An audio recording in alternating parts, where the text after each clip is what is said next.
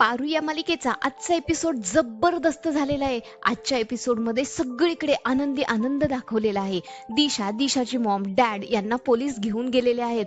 अगदी ऐनवेळी प्रियाची एंट्री झालेली आहे.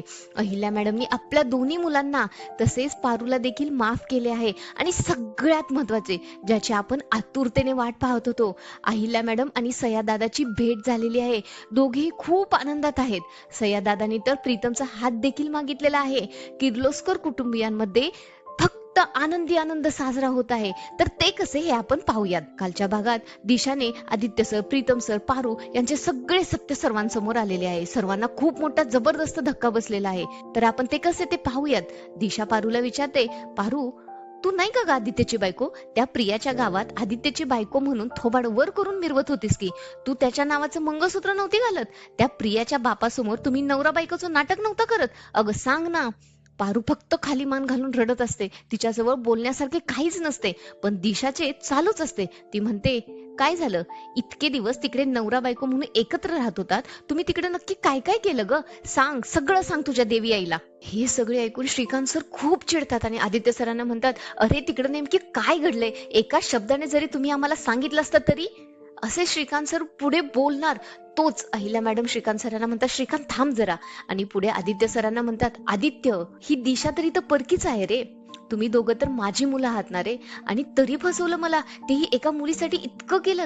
का केलं, काय केलं, कधी केलं, कसं केलं, त्यांनी मला नाही फरक पडत. मला फक्त एकाच गोष्टीने फरक पडतो, आणि ते म्हणजे माझी मुलं माझ्याशी खोटं बोलली. बट ठीक आहे, तुमची चूक नाही म्हणा. कदाचित आमचे संस्कार कमी पडले असतील. आज मी आई म्हणून कमी पडले. तोच इतक्यात प्रिया मॅडमची तिथं एंट्री होते. त्या म्हणतात, नाही अहिल्या मॅडम, तुमच्या संस्कारांचाच विजय झालाय. म्हणून तर माझ्यावर प्रेम असतानाही प्रीतम सर मला सोडून तुमच्याकडे परत आले आहेत. तुमचे संस्कार डावलून जर ते तिथं थांबले असते ना, तर आज या बहुल्यावर नवरदेवाच्या वेशात उभे नसते. आदित्य सरांनी गोष्टी लपवल्या, कारण त्यांना आमच्या प्रेमाबद्दल खात्री होती. त्यांना असं वाटलं की आधी ते गावी येऊन आबांचं मन जिंकतील आणि मग तुम्हा सगळ्यांना इथे येऊन सांगतील. प्रीतम सरांना आणि मला पण आमच्या प्रेमापेक्षा आमच्या घरच्यांचे संस्कार, मान, सन्मान, स्वाभिमान जास्त महत्वाचा वाटला. आणि नंतर एकमेकांवर जीवापाड प्रेम असूनही आम्ही समजुतीने वेगळे झालो. पुढे पारुई म्हणते, प्रीतम सरांसमोर जेव्हा दिशा मॅडमचा खरं रूप आलं, खराखुरा चेहरा आला, तेव्हा त्यांनी तुम्हाला सांगण्याचा खूपदा प्रयत्न केला. पण त्यांना प्रत्येक वेळी खोटं ठरवण्यात आलं. मग आपल्याकडे प्रिया मॅडम आल्या. खरं प्रेम काय असतं हे प्रीतम सरांना समजलं. आधीचे प्रीतम सर आणि आत्ताचे बदललेले प्रीतम सर हे फक्त प्रिया मॅडमच्या प्रेमामुळे शक्य झालं आहे. प्रिया मॅडममुळे प्रीतम सरांचा आत्मविश्वास वाढला. कामात लक्ष देऊ लागले. ते घरच्यांची काळजी करायला लागले. पारू असे सांगताना अहिल्या मॅडमना हेही आठवते की प्रीतम सर आपल्याला बोललेले असतात, आई मला सांग, तुला माझ्यात होणारे बदलही दिसत नाहीत का ग? मी तुला खरं सांगतोय, मी दिशा बरोबर सुखी नाही राहू शकणार. पुढे पारू सांगू लागते, आणि या दिशा मॅडम यांनी तर समज उलटच केलं. त्यांना नको नको ते बोलायला लागल्या. त्यांचा आत्मविश्वास खच्चीकरण करत आल्या.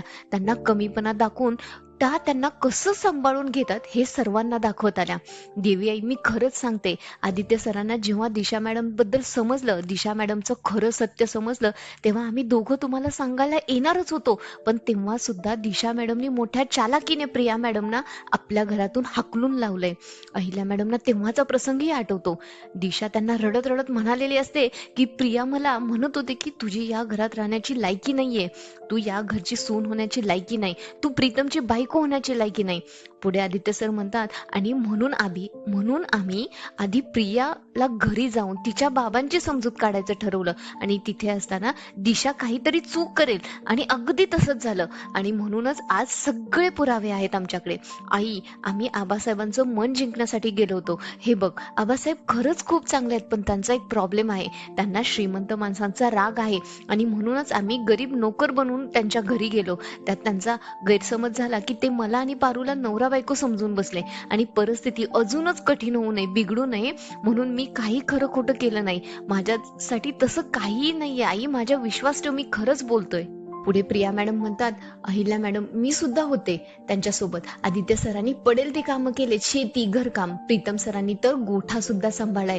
पुढे पारू लगेच म्हणते, देवी आई, तुम्ही त्यांचे ते रूप सुद्धा पाहायला हवं होतं. आता अहिल्या मॅडम ना आदित्य सर म्हणतात, आणि एका क्षणाला तर प्रियाचे बाबा प्रिया आणि प्रीतमच्या लग्नासाठी तयार झाले होते, पण आम्हाला खोटं बनून काही जिंकायचं नव्हतं, म्हणून आम्ही त्यांना सगळं खरं खरं सांगून टाकलं की आम्ही श्रीमंतांची मुलं आहोत, आम्ही किर्लोस्करांची मुलं आहोत. हे म्हटल्यावर ते खूप चिडले आणि आम्हाला त्यांनी घराबाहेर काढलं. आम्ही खोटाडे आहोत म्हणून प्रियाला सगळ्यांशी नातं तोडायला सांगितलं, आणि प्रीतमने तर प्रियाच्या वडिलांना वचन दिलं की ते प्रियाशी संबंधही ठेवणार नाहीत, आणि फक्त आई तुझ्या शब्दाखातर तुझा मान ठेवण्यासाठी म्हणून ते लग्नासाठी तयार झाले. तेवढ्यात दामिनी प्रियाला म्हणते, ए प्रिया, मग आता कशाला इथं आलीयस? त्यावर प्रिया मॅडम म्हणतात, अहिल्या मॅडमची माफी मागायला आलीये. आणि पुढे अहिल्या मॅडमना म्हणतात, अहिल्या मॅडम, अप्रत्यक्ष का होईना पण अशामुळे तुम्हाला खूप त्रास झालाय, मला माफ करा, प्लीज मला माफ करा. तोपर्यंत दिशा अहिल्या मॅडमना म्हणते, मग अहिल्यादेवी किर्लोस्कर, मी हे सगळं का केलं कळलं ना आता तुम्हाला? तोच आता अहिल्या मॅडम खूप चिडतात आणि अजून एकदा दिशाच्या खाड करून कानाखाली देतात आणि म्हणतात, हा आमचा घरचा किर्लोस्कर कुटुंबाचा अंतर्गत प्रश्न आहे, यामध्ये पडायचं धाडस सुद्धा करू नको. आणि मोहन काकांना सांगतात, मोहन, दिशाला तिच्या योग्य जागी पोहोचवा. मोहन काकाही म्हणतात, मी मगाशीच पोलिसांना फोन केलाय, येतीलच ते इतक्यात. पोलिसांचे नाव ऐकून दिशा खूप घाबरते आणि सासू मॉमला विनवणी करू लागते की असं नका करू सासू मॉम. त्यावर अहिल्या मॅडम दिशाला म्हणतात, तू एका मुलाचा जीव घेण्याचा प्रयत्न केलाय, पारूला गुंडांकडून किडनॅप करून तिला मारण्याचा प्रयत्न केलाय, अजून काय अपेक्षा आहे ग तुझी? आणि दिशाच्या मॉमला अहिल्या मॅडम म्हणतात, तुझी मुलगी हे सगळं करत होती, माहित होतं का तुला की तूही या सगळ्यात सामील होती? अगं, इतक्या वर्षाच्या आपल्या मैत्रीला काळं फासलेस तू. दिशाची मॉम आता अहिल्या मॅडमला विनवणी करू लागते की प्लीज माझ्या मुलीला माफ कर, तिची चूक पदरात घे. पण त्यावर अहिल्या मॅडम म्हणतात, अगं, चुका पदरात घेतल्या जातात, गुन्हे नाही. तोच तिथे पोलीस येतात आणि या तिघांना म्हणजेच दिशा, दिशाची मॉम आणि डॅड यांना पोलीस स्टेशन मध्ये घेऊन जातात. दिशा स्वतःची सुटका करून घेण्यासाठी खूप विनवण्या करत असते, पण त्याचा काहीच उपयोग होत नाही. शेवटी आता जाताना दिशा म्हणते, तुम्हाला सगळ्यांना असं वाटत असेल की मी कायमची निघून चालली आहे, पण मी कायमची जाणार नाही, मी परत येणार.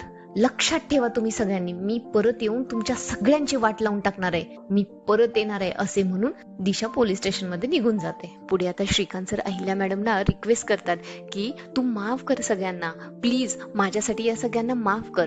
त्यावर अहिल्या मॅडम म्हणतात, माफी माफी तर दूरचीच गोष्ट राहिली, मी यातल्या कोणाशी बोलायची सुद्धा इच्छा नाहीये माझी. अहिल्यादेवी किर्लोस्कर यांना कधीही माफ करणार नाही. आणि श्रीकांत सरांना पुढे सांगतात की या प्रियाला तिच्या घरी पोहोचवायची व्यवस्था करा, आणि तिथून निघून जायला निघतात. तोच दरवाजातून आवाज येतो, मलाही माफ करणार नाहीस? हा आवाज ऐकल्या ऐकल्या अहिल्या मॅडम मागे वळून पाहतात, आणि तो काय, समोर सयादादा उभे असतात. अहिल्या मॅडम म्हणतात, सयादादा? आणि अहिल्या मॅडमचा राग आता कुठल्या कुठे पळून गेलेला असतो, त्या रागाची जागा आता प्रेमाने घेतलेली असते. सगळ्यांनाच आश्चर्याचा धक्का बसलेला असतो. सगळेच एकटक सयादादाकडे पाहत असतात. दोघे म्हणजे सयादादा आणि अहिल्या मॅडम आता समोरासमोर येतात. अहिल्या मॅडम सयादादांचे पाय पकडून त्यांचे आशीर्वाद घेते. सयादादा पण आता अहिल्या मॅडमना उठवतात आणि म्हणतात, एक भाऊ तुझ्या दारात तुझी माफी मागायला आलाय, मी तुला ओळखू शकलो नाही अहिल्या, तुझं माहेर तोडलं, यानंतर माझ्यासमोर कधीच येऊ नको असे म्हणालो, यानंतर परत कधी तुझं तोंड पाहिलं तर शेवटचा दिवस असेल माझ्या या जगात असे बोललो. तुला माझ्यापासून दूर ठेवलं ग, तू माझ्या इकडे स्वप्नांसाठी झटत होतीस आणि मी मात्र तुझ्याबद्दल गैरसमज करून घेत होतो. मी तुला स्वार्थी समजत राहिलो. एक भाऊ त्याच्या हक्काच्या बहिणीकडे माफीची अपेक्षा घेऊन आलाय, तू मला माफ करशील ना? त्यावर आता अहिल्या मॅडम म्हणतात, सयादादा, कित्येकदा वाटलं तुझ्याकडे यावं, तुला भेटावं, तुला डोळे भरून बघावं, बोलावं, मन मोकळं करावं. कित्येकदा मी गावाला यायला निघाले सुद्धा, पण गावाच्या वेशीतूनच परत गेले. का तर तुझा शब्द माझ्यासाठी प्रमाण होता, आहे आणि यापुढेही राहील. त्यामुळे मन मारून जगत राहिले. पण बास आता, मला आता असं जगायचं नाही. आता तरी मला सांग दादा की शपथ सुटली म्हणून. सयादादाही म्हणतो, सुटली शपथ. अहिल्या मॅडम आता भरून पावतात, डोळ्यातून अश्रू वाहत असतात. पुढे सयादादा म्हणतो, आता मी काही मागितलं तर देशील का ग? त्यावर अहिल्या मॅडम म्हणतात, माझं जीवन सहित सगळं तुझंच तर आहे दादा, तू फक्त मागायचा अवकाश, सगळं देऊन टाकेन. त्यावर सयादादा म्हणतो, तुझा जीव नको आहे ग मला?